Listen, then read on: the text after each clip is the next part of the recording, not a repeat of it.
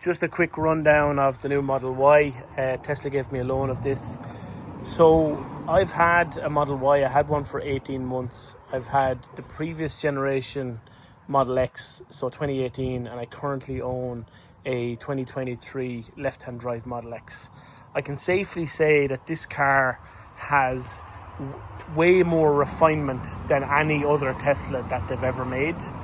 I test drove the Performance Model 3, the new Highland version, and this car is without a doubt the best fit and finish in terms of comfort, road noise, wind noise, all of that.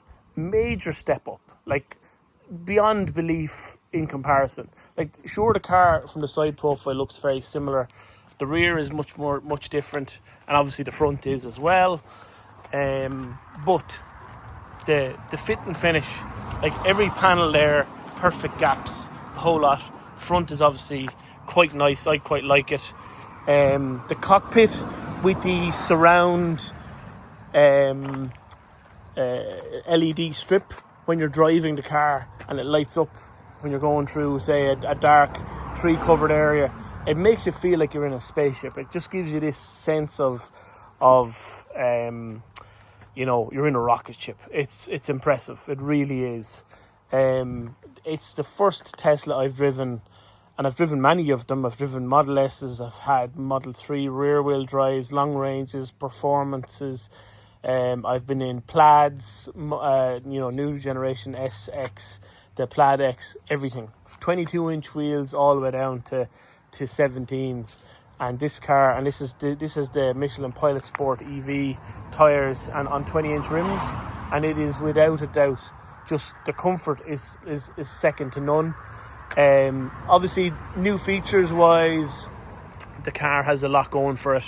The ability to put the rear seats up and down, so you just pop the trunk like you normally do, and you can put down these two seats. They go down completely automatically, which is just, it's next level. It's stuff they should have had years ago. I don't know why they didn't, but it is what it is. It's just a button press, these two buttons here, and it's a flip switch, so you can only press one of them at a time. But that's absolutely fine. There's no problem with that. And it had the parcel kind of cover is like almost like the tonneau cover on the Cybertruck. It kind of slides forward and down. You can see the bottom of it is just here. They also left some merchandise in the car. Let's say no more about that. My kids are happy. What else can I say about it? The rear screen, obviously very good.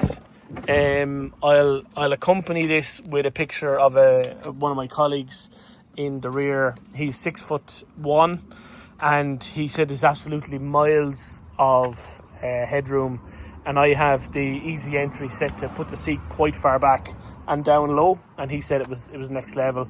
And he's currently driving an ID3. There's the rear screen in the back, pretty good.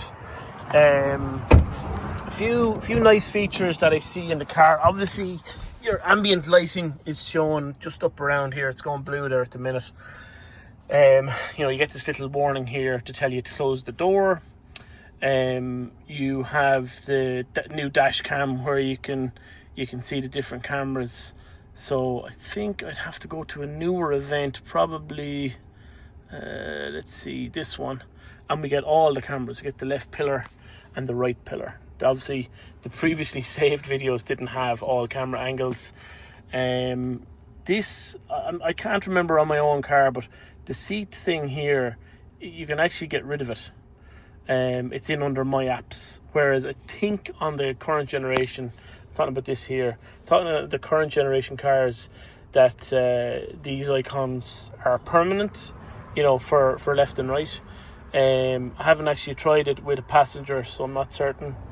Everything else is more or less the same. The same menus. We've got software menu. You get the little launch edition. Car's not even named. Full self-driving computer, lithium-ion 12-volt permanent magnet motor, induction in the front. All of that stuff's the same. Back into the service menu. Everything there is the usual stuff. Let's see, navigation, again, more or less all the same. Avoid highways is new, and this turn on third-party charging that's a new one on me. I don't have that in my Model X. Now my Model X prompted for the same version of software that this car has when I left it into Tesla, funnily enough.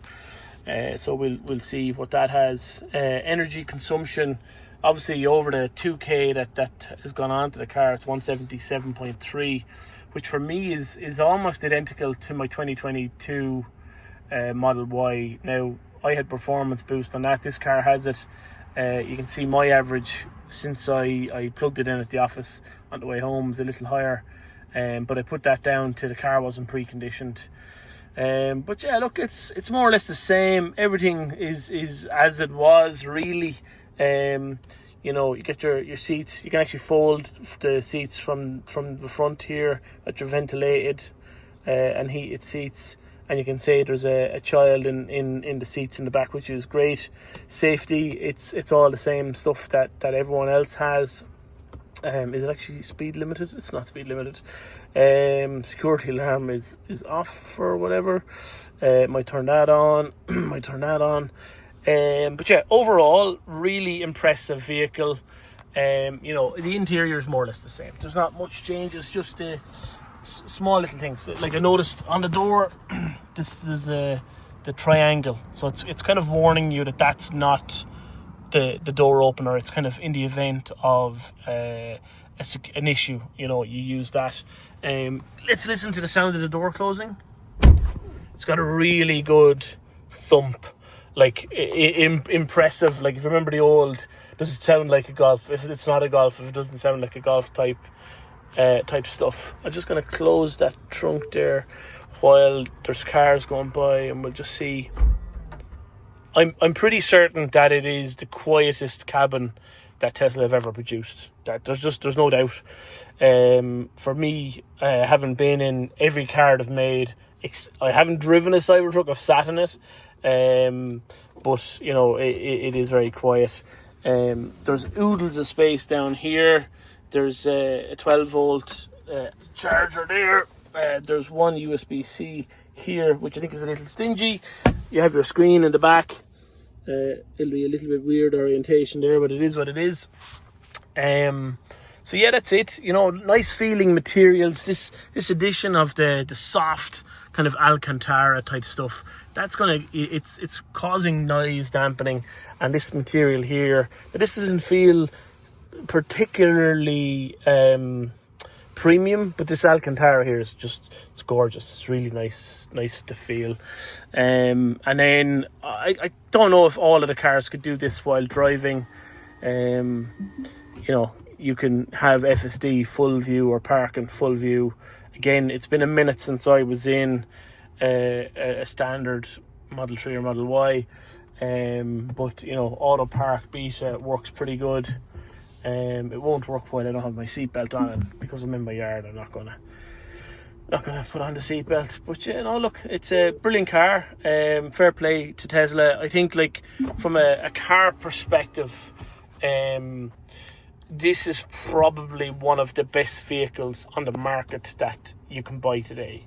It doesn't matter who the manufacturer. It doesn't matter what engine type, be it a hybrid, be it a dyno juice car, full electric, hypercar, whatever.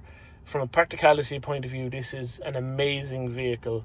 Would I buy one? Currently, no, because I have a recently new Model X, and it's just a little bit small for us. We drove ours to France, went on holidays there. We weren't lacking space.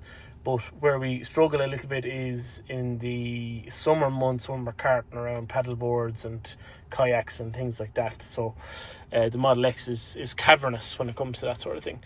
But yeah, overall, fit and finish, brilliant. The feel is good. The perforated seats, the ventilated seats feel really good. I did have them on cooling, but the kids were in the car. I would drive around with the ventilated seats on permanently in this type of weather that we're having at the minute. Anyway, look, that's it. Again, if anyone has any specific questions, please give me a shout. The sub-trunk and frunk are more or less the same that you would expect in a Tesla. There's nothing new there. I did pop the plastic off just behind the frunk. The only thing you can see is the top of the HEPA filter, and you have to open screws to get that out, so there's nothing really to see. And the glove box, I'm guessing, is just going to be the same as always. Where is the blue glove box? There we go. Yeah, it's just the same as always. Don't know what those little screws are over there.